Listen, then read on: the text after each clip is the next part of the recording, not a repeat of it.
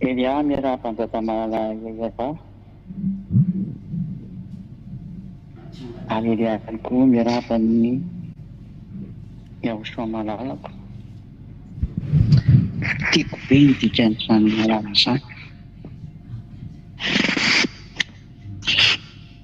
Ary ho an'ireo izay manaraka sy mihaino ny fandarana rehetrarehetra dia manonona ny atsan'ny Yahosoa amintsika tsiray avy izay manaraka an'izao fandarana izao. Androany moa isika dia fiarahana indray ny ataontsika tamin'izao anio izao, fiarahana mihaino indray ny tenin'ny Yahosoa ho fananarana antsika, ho fanitsiana antsika, ho fampahafantarana antsika ny tokony ho hatrehina dia ny zavatra rehetra izay tokony ho atao izany, satria efa tena vaninandro farany tanteraka antsika izao. Eo amin'izay vaninandro farany izay indrindra no mila mitandrina dia mitandrina ny tsiray avy mamantatra hatrany ny tokony atao manoloana ny zavatra misy rehetrarehetra.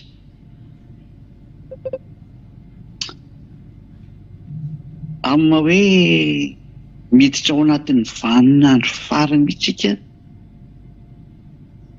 dia efa ho an'izay efa nampahafantarana fampianarana moa dia hifarana izany ny atao hoe fampidirana olona ho any amin'ny lanitra. Ary izy io tsy ho Madagasikara irery fa manerana an'izao tontolo izao zany.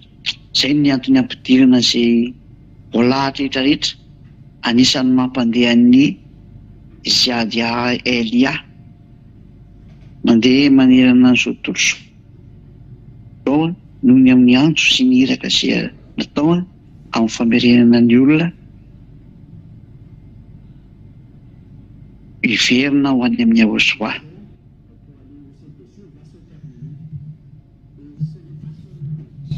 Eo amin'izany teny izany no antony ilazana fa mandeha ny fahatanterana ny teny. Fotoana fohy ihany nefa ny fanamanao an'izany, ka tsy dia ho lava be, ka tsy hoe koa ny fohy aminareo olombelona fa fohy amin'ny dadaka avahy, izany hoe efa tena fohy mihitsy ilay izy na izany aza, satria efa hiditra ny vaninandro ny goga izay efa tsy ela intsony, satria efa eo ary izy efa miandry ny plasiny izy sisa hiditra ny toerana goga. Zava-marina izany.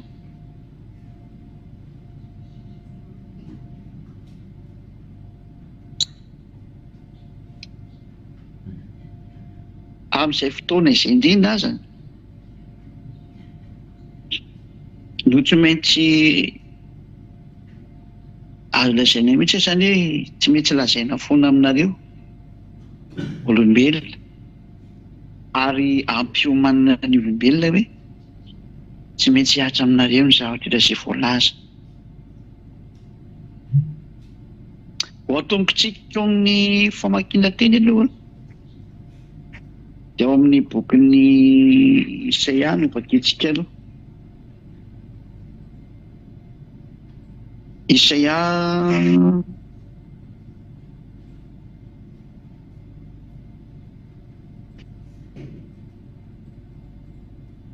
rasika aloha vakiko kely hoe teny zay Isaia toko faha 420. Isaia toko faha 420 ho vakitsika manoko amin'ny andinin'ny 7. Fanambarana amintsika ny zavatra isyio sy ho avy Rehefa teny efa fohy dia fohy ny fotoana dia ambara amintsika daholo ny zavatra rehetra izay ilaina. Isaia 4:24. Isaia 24:4. Misaona andininy fahatelo, manomboka andininy fahatelo, faefatra, fahadimy, fahenina, fahafito. Isatsika hoe, isatsika fa mbola misy misaotisaoty kely tsika efa avy eo. Isaia 4:20 andininy fahatelo. Milaza ny zahatra efa misy ary efa mandeha ary efa miatra amin'ny tany. Hatao foana dia foana ny tany, ary ho baboina dia ho baboina tokoa izy. Fa iavano efa niteny, ratsy be ty sary ty a. Ho baboina ny tany,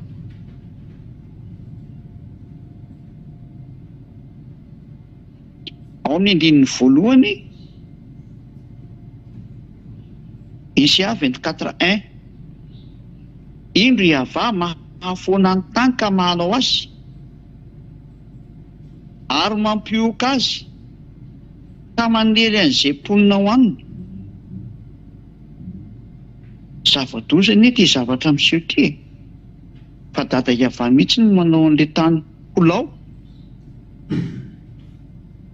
ary atao mioka sady ho ahely ny mponina ho aminy. Fa inona loatra e?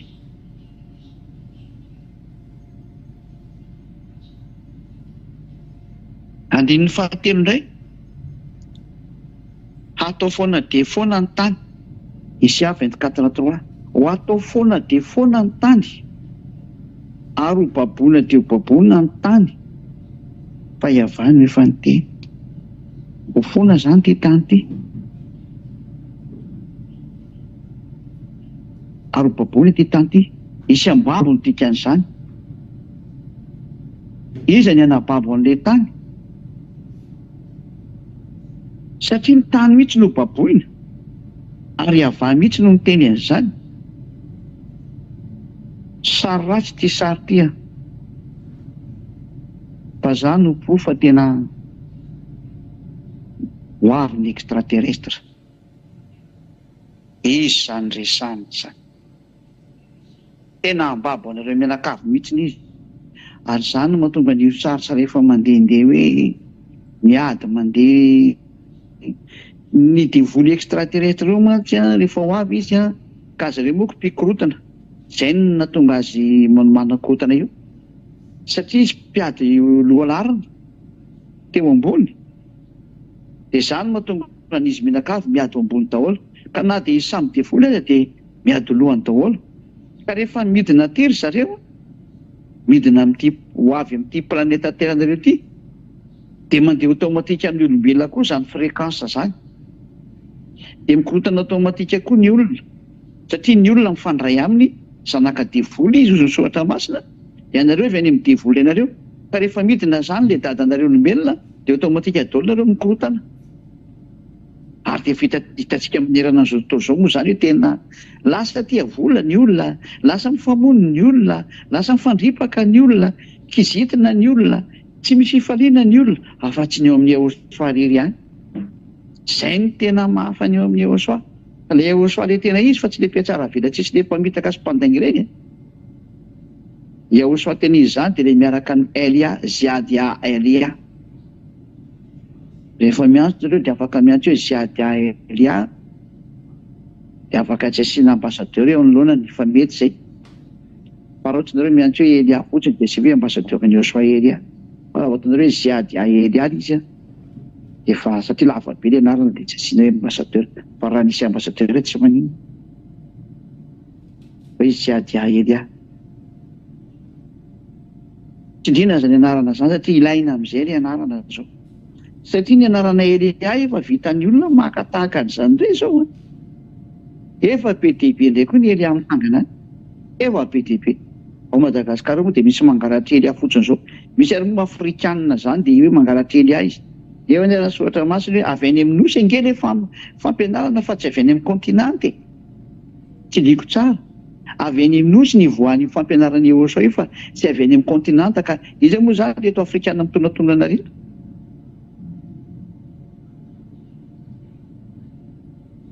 Zay ka zany dia teny mampieritreritra daholo zany hoe ho an'ireto olona mba miseho mangalatra an'ilay tenin'ny Elia reto hoe ataonareo anake miady amin'ireo zavatra reo, ianareo izay mpanota izay zanaka divoly. Ataonareo ahoana zany miady amin'ireto mpanababo reto. Mba omeo valy teny kely satria ho baboina ny taninareo ka raha ny tany no baboina, zavatra avy any ambony any zany ny anababo anareo fa tsy nareo saminareo ty any anababo anareo. Fa zavatra avy any ivelany zany mamely anareo, ary efa minomboka misehoseho tsy kelikely le sary. Aza moa zao le tsy fantatra mahazo nreto Amerikana reto hoe zareo ve ny efa mahana ohatrany dia manamboamboatra ny satria efa hafahafa be ny fifandohana antara ny Amerikana sy ny Rosiana efa hita hoe foraisitra zany ny fifanafina amin'ireo fierinareo samy ngeza reo dia ny OTAN sy ny Rosiana. Izay tsy arisan'ny Rosiana novinoviana mihitsy dia izay ny sary mety mahatonga an'ireo misy kisarisarina drone mandehandeha any Amerika amin'izao tsika miteny zao. Ao ny sasany moa milaza hoe drone io izy manam-pahaizana, sasany miteny hoe tsy drone io fa tahaka ny drone satria ohatra ny alehibe tomobile ny alehibe samy manana ny teny daholo ny olona amin'izao zany, samy manana ny ambara. Fa na izany tsy zany raha ataontsika hoe drone namboarin'ny Amerikana miafina zany izy atao inona zany izy nanakorontanana ny vahoaka aminao satria mikotana ny vahoaka izy Amerikana amin'izao. Hoe inona zany ty drone manidina eran'ny tanana ty fa tsy fantatro inona. Ny fitondrana mpanjakana Amerikana avy eo Maison Blanche milaza fa tsy fantatra io. Tsy fantatra ny zareo io ary izy tsy atahorana fa tsy mamono vahoaka dia tsy atahorana. Nefa le vahoaka menimena be ka inona zany ty manidinidina ambony lohana ity. Io sary io izy tany Tuiliara tamin'izay tany Tuiliara farany teo izy drone nidina be teo ambony lohan'ny olona tany Tuiliara tena tazany mihitsy izy drone avy diavy manidinidina ambony vezivezy eo ary ny mahagaga an'izy ohatra ny hoe takany tsisy feo le izy. Drone moa raha mandeha ambony lohan'ny olona dia mba eny io misy feo fa tsisy feo. Tsy fantatra koa izy ambony be iny mahatonga azy tsisy feo nefa tokony eny izany satria andro alina iny mangina be zava-nisy zany. Tsy haina hoe mitovitovy amin'izany ve ilay tany Amerika ty fa tsy dia voatery ampitoviko moa satria mampitantara fotsiny hoe efa mibetsaka ty resaka drone mandeha ty hafahafa ihany ny sary. Drone avy any amin'izy satria ny Amerikana dia milaza mihitsy fa tsy any miaramila ny zareo Amerikana ary tsy avy any ampitan-dranomasina fahavalo koa izy io. Dia aniza zany mandrakizao tsy fantatra. Ka raha fantatra moa le izy tsara, fa raha tsy fantatra vao mety tena manahirana. Fa raha vao tsy fantatra zany io dia avy any amin'reto biby reto ve mitsikilo ety an-tany ve le tsy sain'ireo ve satria ny tena Andriamanitra hoe ambabo izy ary ho baboina dia ho baboina tokoa izy. Misy ambabo anareo nge zany le olona eo le fantenapetraka amin'ireo izay mpiantso Jesosy Jesoa sy ny mpangala tahaka io. Ianareo izay mpanota izay avy any amin'ny devoly satria ny devoly dia mananjanaka ny mpanota araka ny voalazan'ny Jaona voalohany toko fahatelo andiny fahavalo. Jaona voalohany toko fahatelo andiny fahavalo. Dia izao ny voalazan'ny tenin'Andriamanitra amin'izay Jaona voalohany toko fahatelo andiny fahavalo izay hoe fa ny mpanota dia avy any amin'ny devoly. Les pécheurs sont venus du diable. Na amin'ny teny anglisy hoe the sinners are from the devil. Izany hoe ny devoly dia avy any amin'ny mpanota. Ka reto mpambabo reto nefa dia devoly avy any ambony ihany ireo. Izay voaroko avy any ambony koa jerevantsika mihitsy moa le teny miteny an'izay. Koa amin'izy voaroko avy any mihitsy dia ambabo ny olona eto izy dia ataonareo mpanota zay avy any amin'ny divoly ahoana zany miady amin'io. Fananareo vonoiny avy hatrany makany amin'ny elo miaraka aminazy rehefa tsy hanaraka amin'ny baikony. Na dia manaraka amin'ny baikony automatique nareo. Zany ao tonga na mehibe an'ilay olona mpangalatra, mpandainga, mpanafina ny famarihana hoe mangalatahaka dia mody maka ny anarany Eosoa. Ary ny sasany moa dia misandoka fotsiny hoe tsy mpanota. Nefa dia mety hoe mpanota fotsiny izao izy. Mba efa vakinao fa hiteny io baboina dia baboina ny tany. Ianao nge zany ho baboina zany e. Dia misy mambabo nge ianao dikan'izany e. Ary tsy aveto aminao izy. Tsy avety amin'ny planeta Terre nareo izy. Nao nge no tsara ty toy ny teniko ameko anao ty e. Nao ary. Fa tenin'ny ava zany. Misaona sy malazo ary amin'ny tany. Milofika sy malazo ary zao tontolo zao. Izy zao tontolo zao mitsy nge miara-mitomany sy malahelo amin'ity sary ty e. Milofika sy malazo ary misaona ny tany. Matoa misaona misy loza mahatsiravina io dikan'izany.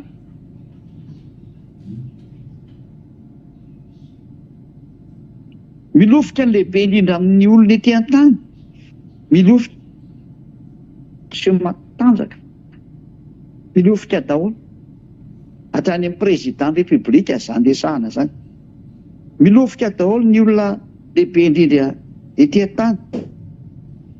Indrin'ny fadimy, fa inona ary ny anton'izany.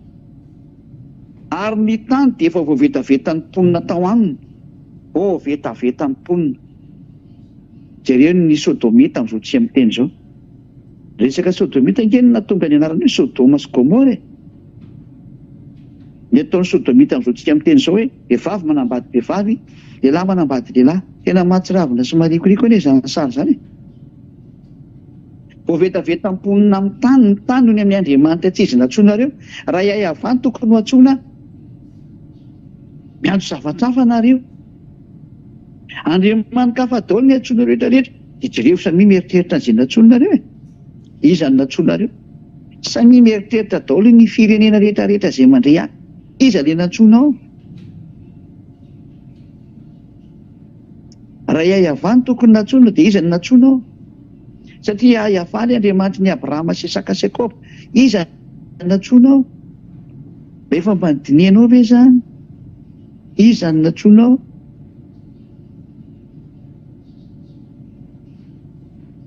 Samy mieritreritra daholo sady manompo tena izay niantso Andriamanitra tsy izy. Fa voavetavetanao ny tany. Dia mika ny lalàna sy nanota amin'ny didy izy ary nivadika ny fanekena mandrakizay. Ny fanekena mandrakizay dia ny rahan'ny Eosoa. Ity ny rahan'ny fanekena mandrakizay izay latsaka ao anareo famelan-keloka. Eosoa zany resahana izany. Eosoa zany tenenina eto zany. Rahan'ny fanekena mandrakizay. Fanambarana momba ny Eosoa zany. Fantahina mipetraka. Nandika ny lalànan'izy. Lalànan'ny Eosoa ndikanareo. Araka ny Jaona 12:49-50. Jaona 12:49-50. Koa izay lazaiko izy Eosoa dia lazaiko araka an'izay nandidin'iray koa. Ary fantatro fa fiainana mandrakizay ny didiny. Koa izay lazaiko dia lazaiko araka an'izay nandidiany ahy. Jaona 12:49-50. Ilay didy zany ty nomeny Eosoa ty avy any amin'ny dady Yahva. Nodikainareo ny didiny Eosoa. Raha fiainana mandrakizay ny fahafantarana ny dada marika Yahva, ilay Andriamanitra Abrahama sy Eosoa, novainareo anarana hafa ilay izy. Nefa ny indrisy lotonareo ny anarako. Voninahitra tsy omeko ny hafa. Isaia 48:11. Isaia 48:11. Nolotonareo ny anarako. Voninahitra tsy omeko ny hafa. Ny fanovana anarana ty dia tena fandikan-dalàna mahatsiravina tena tsy tiany dada Yahva mihitsy io. Raha hivavaka ihany dia tokony iay avany hivavany satria izy ny Andriamanitra.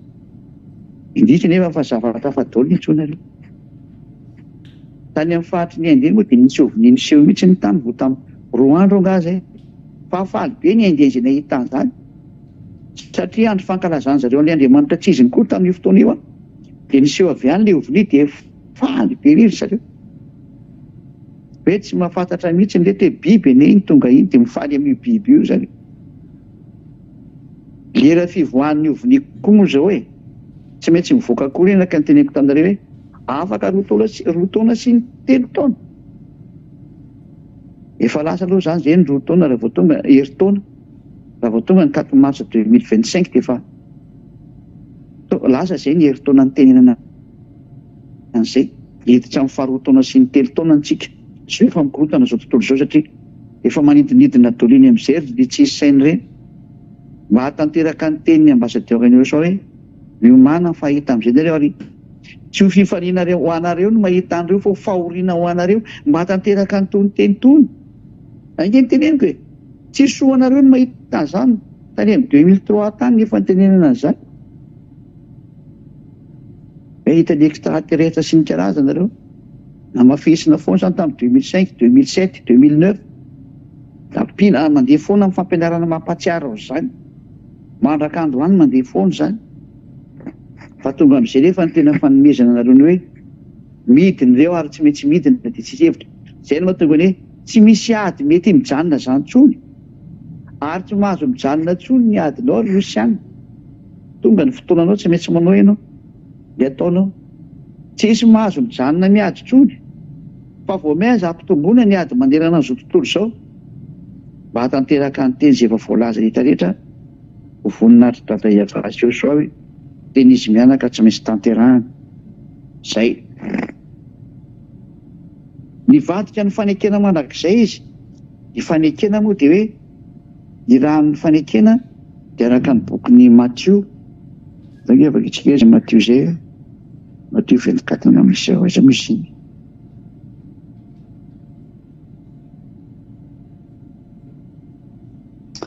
Io jevatsikery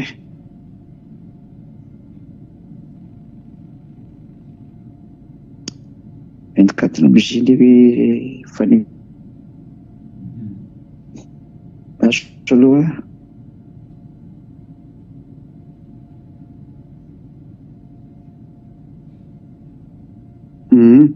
Matthieu 26 novakitsika mbola somary satria mbola application dia lasa tsy baiboly dia tsy maintsy karohana. Matthieu 26 Matthieu 26 ity ilay fanekena mandrakizay ity zany. Matthieu 26 ka raha mbola ninana izy dia nandray mofy Joshua ka noho efa nisaotra izy dia novakiny ka natolon'ny mpianatra dia hoy izy raizy dia any ity fa ity no tenako ary nandray ny kapoaka izy ka noho efa nisaotra dia natolony azy ka nataony hoe andiny fafiry zany 27 dia 27 indray totsonareo rehetra ity dia 28 fa ity ny rako dia ny amin'ny fanekena izay latsaka ho amin'ny maro ho famelan-keloka. Izy hoe fanekena vaovao moa dia nisy io zany ny fanekena mandrakizay ho an'ny olona rehetra zany satria fiainana mandrakizay koa Joshua izay mihinana nofoko sy misotro ny rako no manana fiainana mandrakizay hoy Joshua. Zay raha tsy mihinana nofoko sy misotro ny rako nareo dia tsy manana fiainana mandrakizay. Ka io ilay fanekena azahoana fiainana mandrakizay ilay fanekena mandrakizay ny dikan'izay dia ato amin'ny Joshua. Io ilay fanekena mandrakizay zany io. Zay. Vakitsika amin'izay zany izay ten'Andriamanitra izay.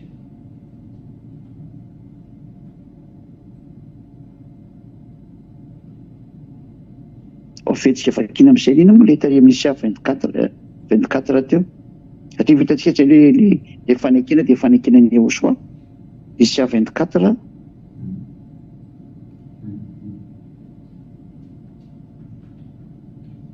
Isia 24 andin'ny 5 ny farany teo satria nandika lalàna ny Joshua sy nanotany didiny Joshua izy dia nivadika ny fanekena mandrakizay.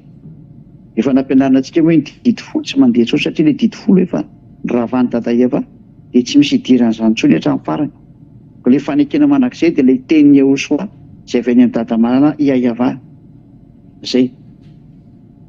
Ary noho izany dia ozona no mandevona ny tany, ozona no mandroa ny taninareo zany, ary ny poninao dia ho valina noho ny elony. Hitanao amin'izay zany fanlalana ny Yehosoa mihitsy ny manderana zao ty. Fanekena ho an'ny olona, fahazavana ho an'ny olona. Le lalana tonga tary amin'ny nosy hoe nosy andro lalany dia iny le hoe fanekena ho an'ny olona rehetra, fanekena ho an'izao tontolo zao. Iny no nomen'Andriamanitra ny olona lalàna ny Yehosoa. Zay le fanekena ho an'ny olona, fifanekena ny fanaovan'Andriamanitra tamin'ny olona zany lalàna ny Yehosoa.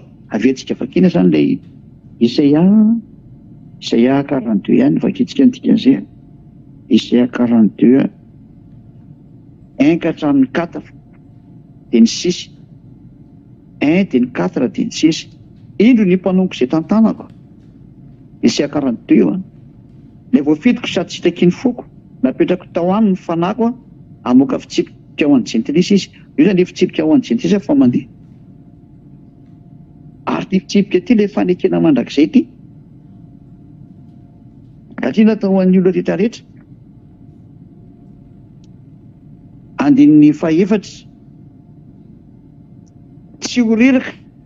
Ao andininy fahatelo aloha, tsy ho tapahiny ny volotara torotoro, ary tsy ho vonoiny lay jiro manentona, fa hamoaka izay tena rariny tokoa izy. Zao le tena rariny, Yehosoa sy ny fampianarany Yehosoa. Ilay mahatonga ny olona lasa tsy manota intsony, nahazo ny rariny izy ny dikan'izay. Tonga zanaky ny avo indrindra izy Zeda, nahazo ny rariny izy, nivoaka ny rariny, tonga amin'ny Yehosoa izy. Ty izay ny rariny izay, nahazo ny marina izy. Satria ny rariny zany avy amin'ny teny hoe marina dikan'izany. Fahamarinana ny dikan'izany hoe rariny, fahamarinana. Zay raison dikan'izay, il a raison. Nahazo ny marina izy zany, nahazo ny rariny izy, azo ny fahamarinana ny dikan'izay. Fa ny teny Yehosoa ny fahamarinana. Zao ny lalana sy fahamarinana ary fiainana. Hoy izy Yehosoa, tsy misy olona makany amin'ireny fa tsy andeha lalako. Ka namoaka ny tena rariny izy, Yehosoa zany. Zay, taonina 14 firingaminy ny teny iny. Leo fakitsika kely fa ilaina izy ho an'izay mandray fampianarana. Hoe teny Yehosoa nge zany rariny zany dia Yehosoa. Jaona 14 firingaminy izy. E Jaona 14:6. Jaona 14:6. Hoy Yehosoa taminy, izao no lalana sy fahamarinana ary fiainana. Tsy misy olona makany amin'iray fa tsy andeha lalako. Ka ilay fahamarinana zany le hitantsika teo ilay rariny tarikana zany hoe mamoaka ny rariny dia zao Yehosoa miteny amin'ny alalan'ny Elia zao dia mivoaka ny rariny dikan'izay. Zay hoe mandra-panory ny rariny amin'ny tany dia zao efa mivoaka zao ny rariny, efa voaorina ny rariny amin'ny tany, efa anatin'ny YouTube ilay fampianarana. Ianao tsy te hijery, efa mandeha ilay fampianarana anatin'ny YouTube ihany. Iny ny tsarana anao satria mandeha ny rariny fiainao tsy te haino dia ny adalanao ianao. Zay mandeha amin'ny télé ao Madagasikara sy ny radio Madagasikara. Hainao zany amin'ny radio mitoreny Yehosoa, télé mitoreny Yehosoa, Iava TV dia HFF TV, Iava HFF TV zany izy. Io le hoe RTV HFF ny dikan'izay. Tsy ho reraka. Nao kiva izy mandra-panory ny rariny amin'ny tany, ary ny nosy andro ny lalàna. Voaka indray zany ilay hoe ny nosy andro ny lalàna. Any amin'ny nosy zany mivoaka ny rariny, any mivoaka ny fahamarinana. Dia zao efa mandeha zao. Anisan'ny mampatonga ny Elia mandeha koa zany mampiseho fa iny le rariny fahamandeha. Satria Elia no misolo tenany Yehosoa, ilay rariny, ilay fahamarinana, izy no misolo tena zay. Ary ny fitetezany Elia zao tontolo zao mifanaporofona fa mandeha ny fahazavana. Atao hitany devoly amin'izay fa tonga eto amin'ity planeta Terra ity ny fahamarinana, iny ny fahazavana fa mandeha. Ary ao anatin'izany fahazavana mandeha zany nidinan'ilay tsisy saindreny avy any mba ho hitany fa efa mandeha ny fahazavana. Dia izy moa nanamaizina ny olona fa izay manaraka ny Elia kosa dia mazava. Zay hoe izay anaraka ny Elia dia ho azo ny rariny ary azo ny fahazavana, satria ilay devoly efa hidina ary efa nidina ny zareo.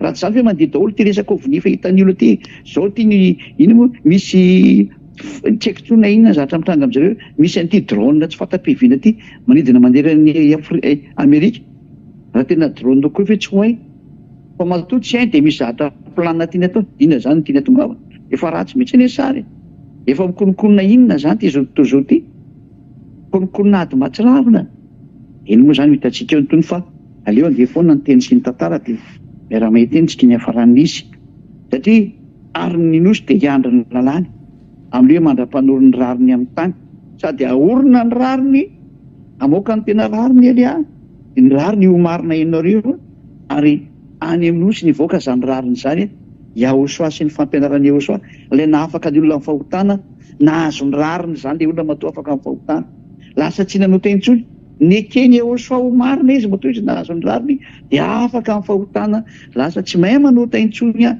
azo le fiainana mandrakizay azo le fanekena ny men'Andriamanitra anazy zavatra be zay mahay miaino any Elia ziadia Elia zay tao ary toetrantsika ny teny ao ny fahenina izao iava efa niantso anao ty teny histoiran'ny Elia ty Elia tsy mandeha makany amin'izao tontolo zao fa misolo tenany Yahosoa direkta mihitsy izy andin'ny fahenina Isaia 42:6 Isaia 42:6 izao iava efa niantso anao tamin'ny fahamarinana ary nitantana ny tananao ka hiaro anao ka hanomenao fanekena ho an'ny olona ho fanazavana ny tsentilisa Yahosoa zany toriana zany Yahosoa tsy ety intsony Yahosoa tsy makany amin'ny nosy zany zaho ozy tsy ho any amin'ny nosy zany tsy nyrana fa tsy ho any ondry vereto Israel tsy makany amin'ny nosy zany Yahosoa ary tsy makany amin'izao tontolo zao Yahosoa nefa ny losa dia mily an'izao tontolo zao mazava zany fa Elia ty hitety an'izao tontolo zao ty mandeha Elia ho fahazavana hoe tan'izao tontolo zao miteny hoe tan'izao tontolo zao ino le fahazavana jerevo le fahazavana ino le rariny any amin'ny nosy izy no miainga ary amoaka ny rariny ao zao tontolo zao izy efa natao mihitsy tsy adenesinareo an'io mahay izy miaino izay voalahatra ho any amin'ny rariny ho any amin'ny fahamarinana mahay izy nareo miaino atao hitanareo le fahazavana le tsy fantatrinareo hatramin'izay fa Yahosoa tsy mba naseho fahazavana izy hitan'izao tontolo zao fa atao Israela reny izy fa zao anjaran'ny Elia no mampiseho ny fahazavanany ny fandehanan'ny Elia fotsiny dia fanodika fa teo le fahazavana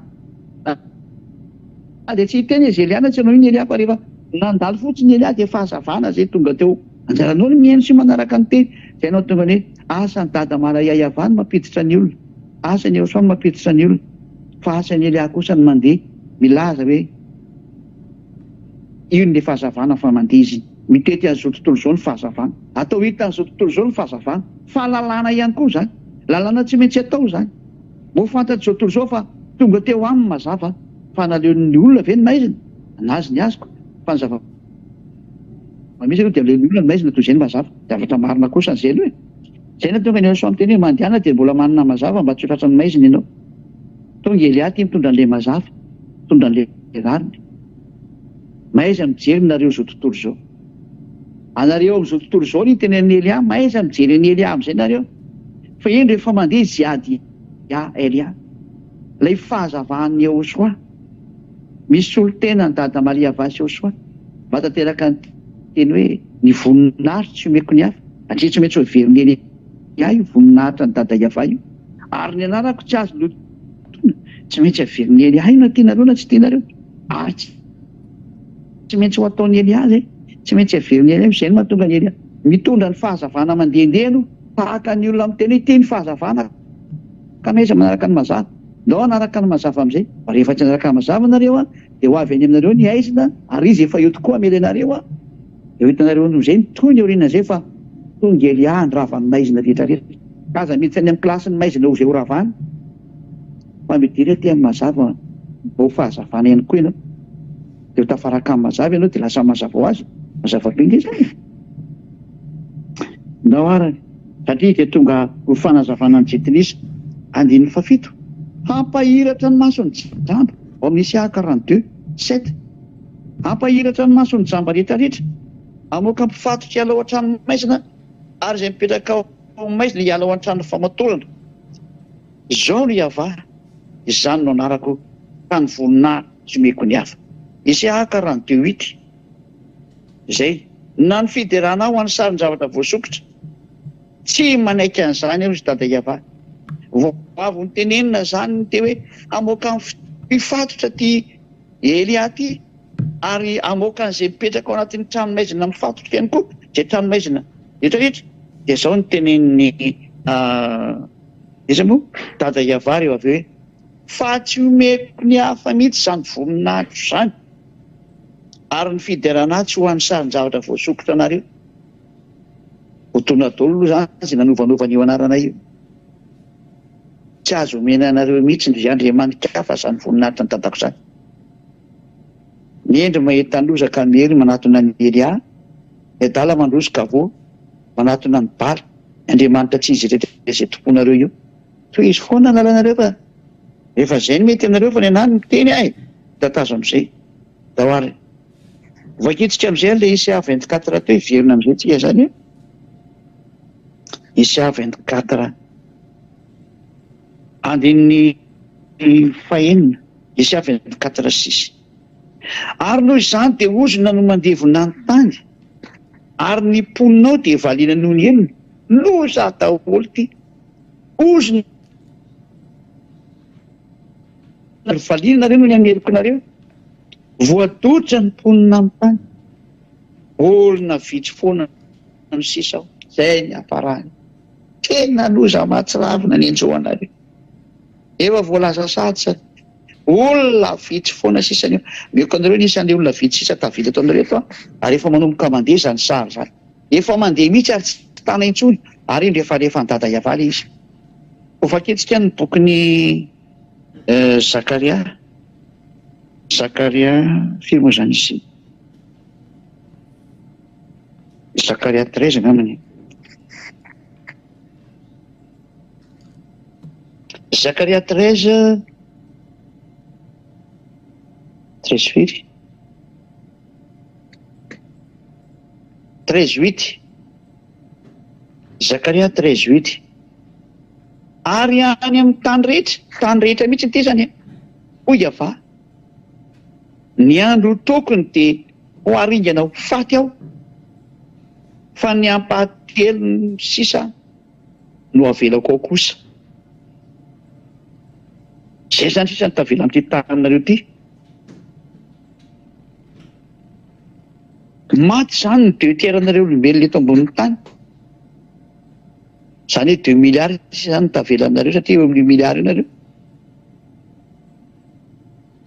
2 milliards zany divisé par 2 sur 3 firy zany maty 5 milliards 6 milliards mahery maty 5 milliards mahery eo maty zany ny 5 milliards firy zany 5 milliards 601 5 milliards 300 zany hoe 2 milliards mahery 2 milliards 500 zany velona aminareo eto ambony tany zany 2 milliards 700 io zava-doza ripaka daholo zany zay mety ohatra io isy eo approximatif io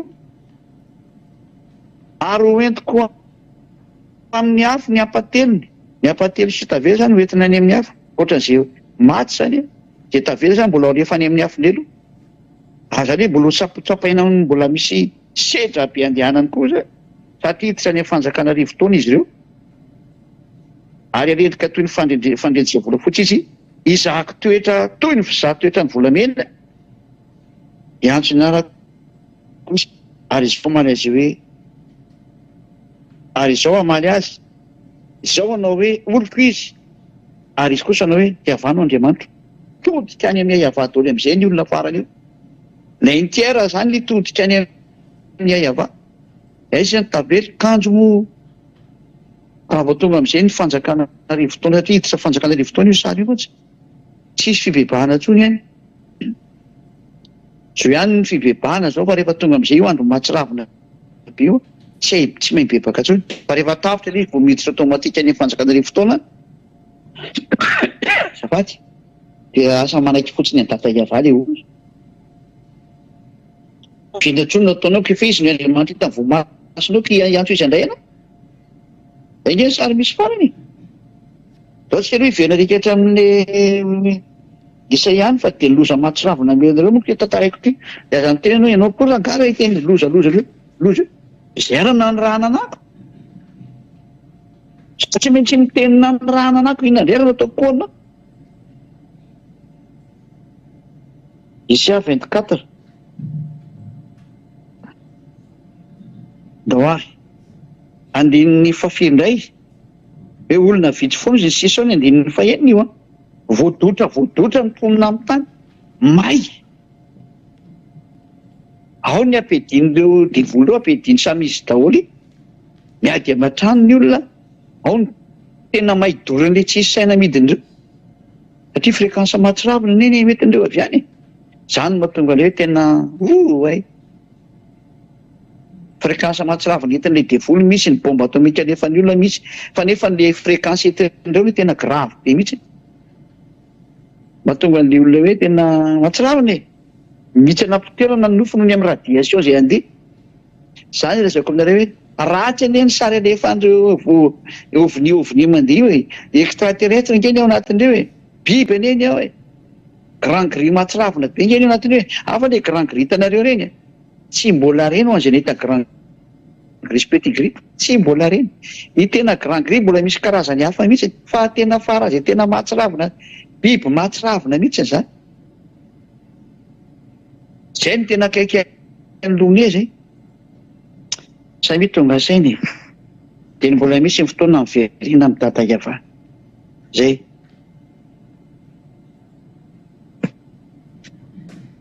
Toizantsika ny teny 110.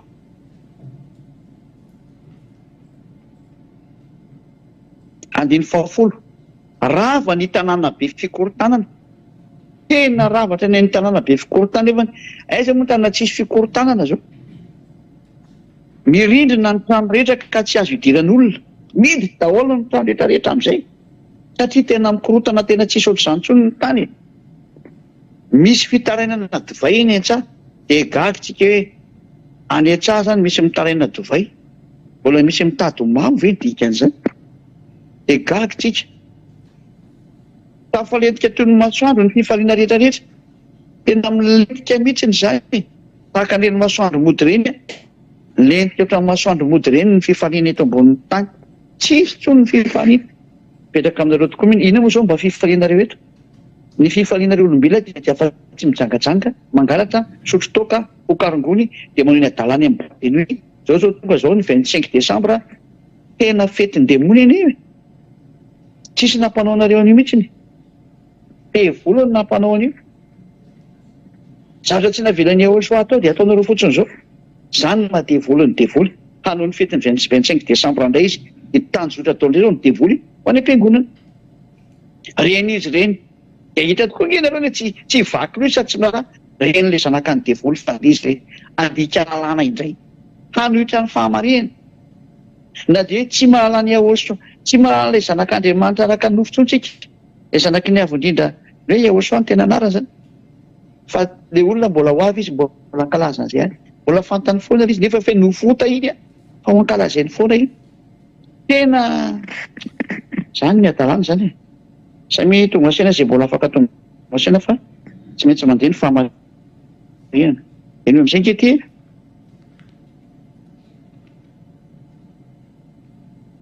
Isaia 24 ny jerevantsika amin'izay. Hivadika ho azoko ity zavatra ity foana. Isaia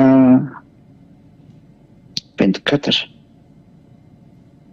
Isaia 24. Rava ny tanàna be fikorontanana. Mirindrina ny trano rehetra ka tsy azo idiran'ny olona. Misy fitarainana divay ny an-tsaha. Tafalentika toy ny masoandro ny fifaliana rehetra. Voaroka ny faravoravoan'ny tany. Tena ny roany dada iavaha mihitsy ny faravoravoana ny tany. Tsisy intsony. Miditra aminareo izany teny rehetra izany ny olombelona. Miditra izany teny izany. Efa tafiditra aminareo daholo izany teny izany. Tsy misy ninona azo ny tenainareo toy ny amin'ity tany ity. Izy ara-mangidy ny mahazo an'ilay tany eny amin'ny adamanareo. fahafoanana ihany no sisa ao an-tanàna satria raha sady motsamotsana ny vavahady zava-doza foana mihitsy ny ao an-tanàna izy tena foana fahafoanana fogotra mihitsy raha sy motsana hatrany amin'ny vavahady mihitsy zava-doza ty le olona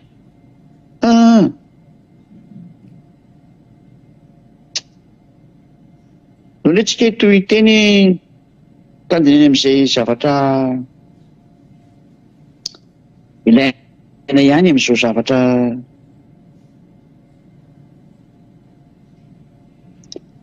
raha misy zava-doza resana amintsika mantsy dolo jevatsika indraiky ty valo ambin'ny folo ty valo ambin'ny folo ndray sy ny sivy ambin'ny folo manomboka eto indray tsika ary izay mandositra noho ny fandrenesana ny tahotra de latsaka ny andavaka tsy misy andro filanao tsony iny ary izay mandositra noho ny fandrenesana ny tahotra satria tena atahotra mety zao tontolo zao ny amin'ny zahatra hitranga ty fa ny zahatra hitanareo mbola sy mampatahotra anareo fa tena isy amin'izay ny ampatahotra anareo matahotra daholo zao tontolo zao ndonga nanteny hoe aiza ny andro filanareo n'izany zavatra zany fa miaraka amin'ny Elia ihany ziady Elia irery ihany zay ihany tsy mba ho taitra amin'izany zay no tonga nanteny hoe aty amiko anie ny lakile fa tsy ny raharahinareo mihitsy le izy ry olombelona manerana zao tontolo zao ho any amin'ny lanitra ny lanitra mandrenesa ny tenin'ny Elia nareo ziady Elia mandrenesa ny tenin'ny Elia nareo Elia ilay fahazavana n'le mpaneho soa antsoantso anareo satria ho avy eo aminareo ny aizina tena mampitomany sy mampidradradratra anareo eny mbola tsy hitomany sy hidradradratra anareo manatona ny Elia faingana ianareo rehetrarehetra manatona faingana ny Elia nareo efa iny efa hitanareo amin'ny sary iny hamonjy anareo ny dian'ny Elia ampahafantatra anareo ny marina amerina ny voninahitry ny dadako iay ava Andriamanitra Abrahama Andriamanitra tao amin'ny Israely izay ny laviny mitory ny fahamarinana vitan'ny dada Iava tany alalan'ny fitiavany Jehosoa izay nekeny ny fandefasana izay ity hanavitra anareo olombelona meteza anaraka ny Jehosoa amin'izay le maty teo amin'ny azo fijaliana hamonjy ianao nanaiky hamonjy ny fanahanao tonga Elia mivavy olombelona n'izany fahamarinana n'izany misy olo tena ny dada Maria Ava sy Jehosoa hamonjy anareo natao olona izy mba hitondra ny teny aminareo mahaiza manaraka anazy tonga Elia hamonjy anareo mitondra anareo any amin'ny Ava malalako sy Jehosoa endry mahita losaka merina kana mandrosoka avao ary izay milatsaka ary izay miakatra avy eo anatin'ny lavaka dia vao ny fandritra fa inona mihitsy ty teny ty izay mandositra dia latsaka ny andava ary izay miakatra avy eo anatin'ny lavaka dia vao ny fandritra fa nisy inony fa misy varavarana mivoany amin'ny avo zay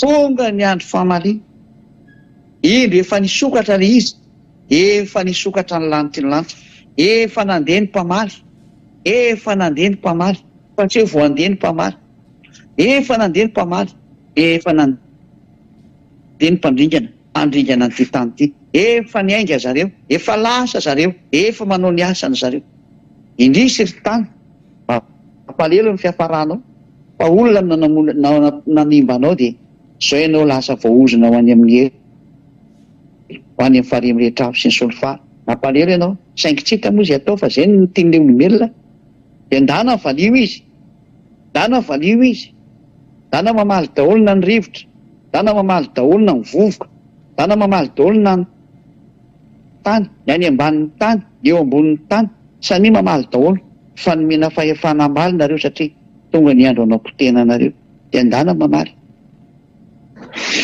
zava-doza misy varavarana mivoany amin'ny avo fanao inony vokatra n'izany varavarana mivoavy eny amin'ny lantilanitra zany dia miorooro ary ny fanorenan'ny tany miororo daholo amin'izay ny fixation tanareo zay nampiorenana ty tanareo ty a miozongozona daholo amin'izay satria misy mitazona ty tanareo ty a ary zay mitazona azy zay mihitsy ny ongotana sesorona io to tena daholo ny zatra misupporteny ty tanareo ty ary efa mandeha ny mpandrava an'izany mpanala sy mpanongotra an'izany efa lasa ry zareo efa mandeha ny fanongotana an'ity tanareo ty dia ny mampendaka anareo any amin'ny univera hafa satria nareo mantsy mifandray amin'ny univera hafa ary tany fa tsy hainareo zany dia ongotana daholo zany zatra mampifandray nareo zany indrisy ry tany tonga ny famarana nantantarana zany mahatonga hoe miororo ny fanorenan'ny tany satria ilay mampiazona anao mihitsy ny tapaka tanteraka mihitsy vokatra n'izany dia zao rava dia rava ara ny tany mitresaka dia mitresaka ny tany miororo dia miororo ny tany mivembena dia mivembena ny tany tahaka ny mamo ka mitsingevana toy ny fandrena miantona izy ka mitambesatra amin'ny fahadisoany rehetra dia polaka izy ka tsy ho tafariny intsony ay vonongotana amin'izay ty fanorenan'ny tanareo ty dia raha vo atao matika ny tanareo ry olombelona mandeha daholo zany zavatra zany amin'izao itenenany Eliazy ao efa mandeha tena mandeha ary miazakazaka ny fanongotana ny fanorenana ny tanareo tsy normal ntsonona ny fiodina ny tanareo tsy normal ntsonona ny inclinaison ny tanareo ikorotana daholo amin'izay zany rehetrarehetra zany ahita dia ahita ny masonareo ary tena tsy hitanareo ntsony zay atao fa ho tonga aminareo hoe hivembena ny tany tsy hainareo ntsony hoe aiza zany ty mpitoerana misy aty fa aleonareo mahita anazy eo e mitresaka dia mitresaka ny tany rava dia rava ny tany miororo dia miororo ny tany miororo daholo ny tany potika ny momba anareko hatrany amin'ny force centrifugeuse nareo ohatra ny fitenenana azy tsisy tsony force centrifuge zany dikan'izay rava daholo mikorotana ny momba an'ity tany aty ao anatin'ny tany miakatra dia miakatra ny afo anatin'ny tany miakatra dia miakatra dia miakatra dia miakatra dia mikorotana be mihitsy ny resaka climat eto ambonin'ny tany les environnement zany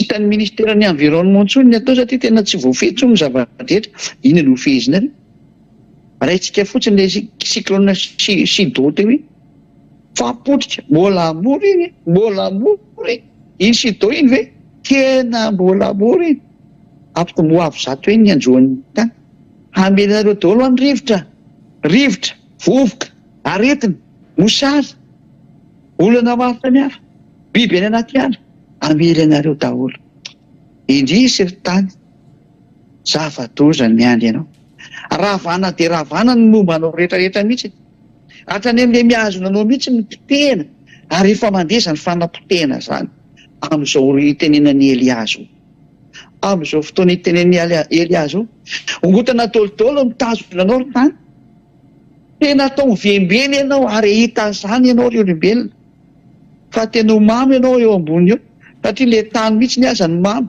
tsy misy mitazona anazy tsony le sorona daholo ny momba anao ry tany mivembena tahaka ny fandriana miantona marina ianao loza ny manjo anao ry tany dia le olombelona eo ambony indesy mampare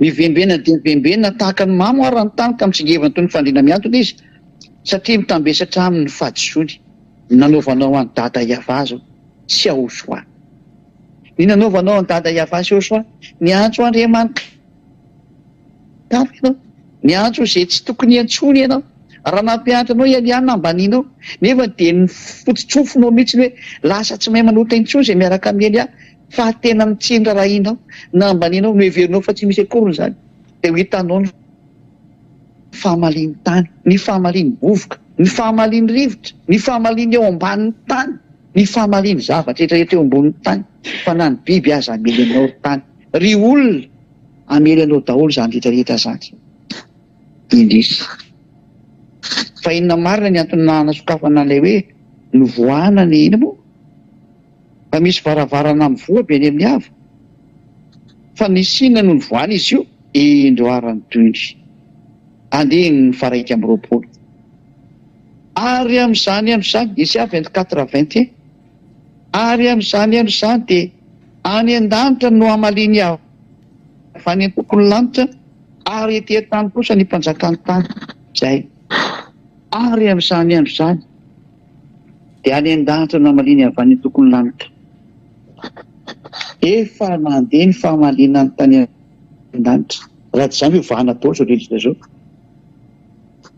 ary navela hiazakazaka etỳ amin'ny tany izy satria tonga ny andro hamaliny ny an-tokony lanitra dia miraraka avy any ambony hamely ny tany ary ny etỳ an-tany kosa dia ny mpanjaka ny tany fa antaina mipetraka amintsika zany fa misy sina ny ambony any angevaka itsika ny dikan'izy io amin'ny teny frantsay Isia 24:21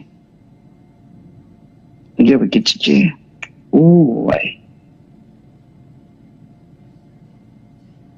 ça va tous. Ce jour-là, le Seigneur agira là-haut contre l'armée des étoiles et ici-bas contre les rois de la terre. Avy any ambony dada Yahva mamely miaramila amin'io étoile reo. Fa izy moa miaramila ny amin'ny lanitra ao anatin'io étoile io raha tsy reo devoly satana reo. Any ange zareo no mipetraka efa voaroaka avy any zareo. Efa voaroaka izy ka midiny etỳ ambany ny dikan'izay mitsoka maka etỳ amin'ny tany izy ary ny mpanjaka ny tany koa dia ompitehany dada Yahva. Zay ny voalaza. Miomany ianareo zany. Ao amin'ny 9:20 amin'ny teny frantsay. Ils seront rassemblés comme des prisonniers dans un grand trou. Ary dia ho alefa ao anaty lavaka ngetabe zareo. Ils seront enfermés dans une prison. Longtemps après, ils devront rendre des comptes. Ary dia tena tsy maintsy asiana mamoaka amin'izay izy hoe inona nataonareo tao ambonin'ny tany tao. Zay ilay fitsarana. Vous devez rendre compte. Amoaka anao zany dikan'izay nataonao. Ry bibilava mihindarana sy ny karazany sy ny mpanjaka ny tany izay niara miasa tamin'ireo bibilava reo. Tamin'ireo dragona reo. Dia anareo izay milaza fampanota rehetrarehetra. Vous devez rendre compte. Tsy maintsy manao rendre compte anao zany hoe inona no nataonareo. Loza ny dikan'izany miandro anareo.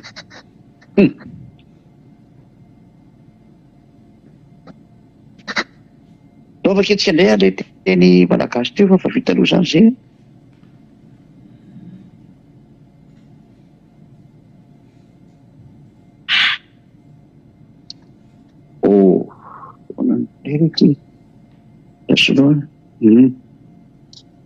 Isia 24 tsy nety nivoaka indray teny teo fa nanina. Tsy tanana le teny teo Isia 24. Voilà.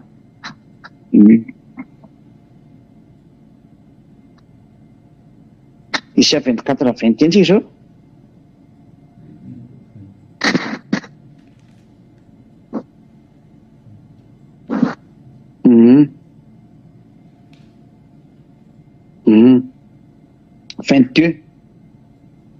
Dia angononao andavaka tahaka amin'ny fatotra ireny ka hodianao an-trano maizina ary afaka andro maro dia vangina ihany izy.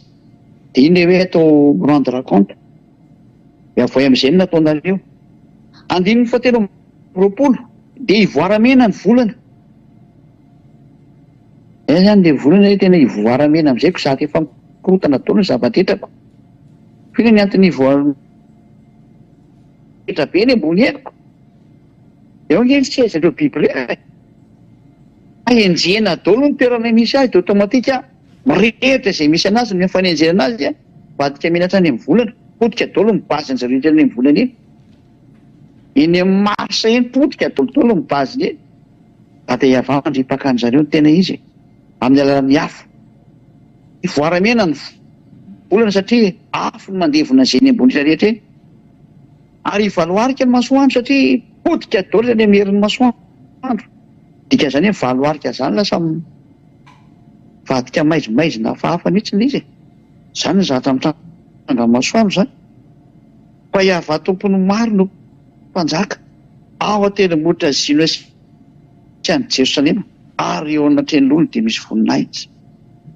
Zany ny fanehoana tezerany dada Iava. Voaramena ny volamena, ho avy moko dada Iava.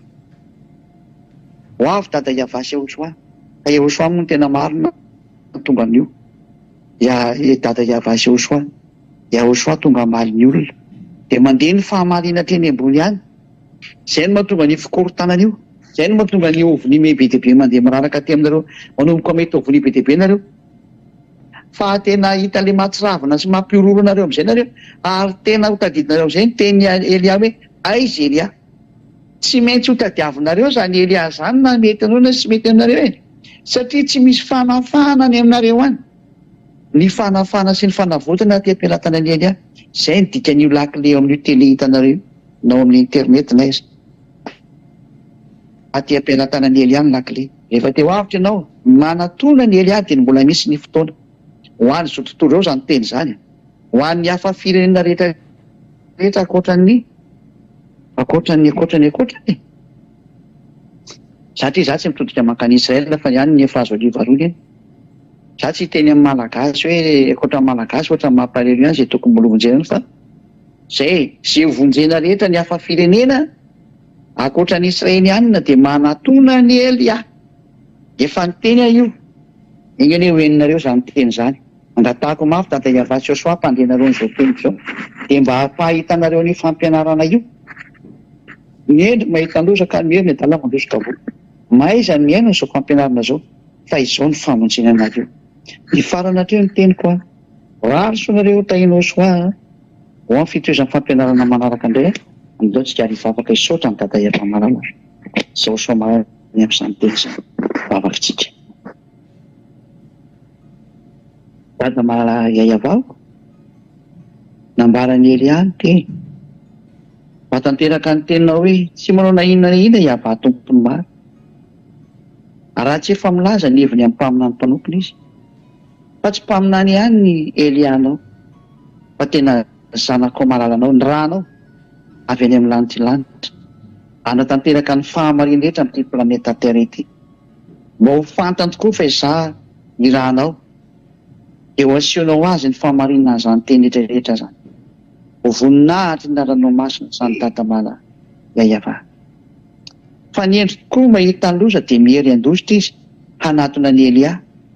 Satria amin'ny alalan'ny fanatonana ny Elia dia tonga soa mantsara ny aminao izy dada mala Iava. Tsy Ehosoa satria izany ranao. Izay mahita ny loza dia andositra izy anatona. Fa ny mpiavinavina kosa dia ho any amin'ny fitsipazana ny amin'ny farimy rehetra mandrakizay. Dada mala Iava maneho ny voninahitra ao. Mangataka Elia aminao dada mala Iava. Sy aminao Ehosoa. Mba irao ny fanahy masina nampaingana ny asako. Hanampy amin'ny fanangonana ny olona efa tongotra miloatra ny fotoana. Tena tsy vitan'ny Elia irery asa ty fa mangataka ny fanampiana avy any amin'ny lanitra lanitra. Mba ho hafainganina ny zavatra rehetrarehetra. Ary izay voalahatra any amin'ny fiainana mandrakizay ny fanahy ho any aminao dada Iava malalo. Dia ataovy miaino an'izao tenin'ny Elia zao izy. Ataovy faly izy mandray ny tenin'ny Elia. Ataovy miasakasaka daholo izay rehetra ho any amin'ny lanitra lanitra dada Iava malalo. Izay fanahy rehetra hitodika ho any aminao. Izay nantsoinao hiverinao ho any aminao. Ataovy mahita sy mandray an'ny Elia daholo ireo. Na dia ny lavitra ny ampitan-dranomasina maro any azy. Fa tena hainao ny manao an'izany tsy zavatra sarotra aminao zany ary zany. Tsotra kely aminao zany dia manome baiko sy teny fotsiny fanahy-masina dia hainy zareo avy hatrany mampitodika an'ireny. Dada Iava malalo, fotoana izao ato teo aingana ny olona. Avy ireny ny olona mba ho tonga saina amin'izay. Na iza tsy ho sarotra intsony ny fandrenesan'ny teny fa fiarovana avy any aminao ny mampandre ny sofiny. Ary ny hery avy any aminao mampisaina ny saina. Maiza mamantatra fa tena fahamarinana zao entin'ny Elia zao. Izay avy any aminao. Ilainy tadiavin'ny fanahy. Dada malala Iava vonjeo aingana ny olona. Izany Ehosoa amafesany bavaka izany. any amin'ny dada mahalantsika iava. Ary eo koa ianao tena hanafaingana ny asa, hanamarina ny teny rehetra izay efa nomenao. Rehefa tonga sy mitsanga ny Elia, hitantara sy laza izay nambaranao rehetrarehetra, hanaporofo an'izany anie ianao ary ho hamarinina ao an-trano izany. Da hiara Yahosoa ho amin'ny fampiverenana ny Elia, teny izay da rehetrarehetra, zanaky ny avo indrindra efa maniry no any aminao, miady mafy tonga any aminao, faingana amin'ny fambahenana rehetrarehetra. Atsovy aingana ilay fiaina hafa, atao vitany aingana io fampianarana io, atao tena tsy mahazaka tsony izy hoe mbola ihanana fa hikaroka sy hitady mafy an'izao teny izao, dia hitady any Elia ny ranao. Saotra tamana iaiava, saotra betsaka Yahosoa, amin'ny anaranao Yahosoa no zavavaka rehetra sara. Halleluja, amen. Izay indray ny fiarahantsika tamin'ny Timotea, miraso antsika rehetra samy tenao soa ho amin'ny fitohizan'ny fampianarana indray amin'ny zoma, dia miraso antsika rehetra tainao soa daholo mandra-peo an'Andriana velomako daholo.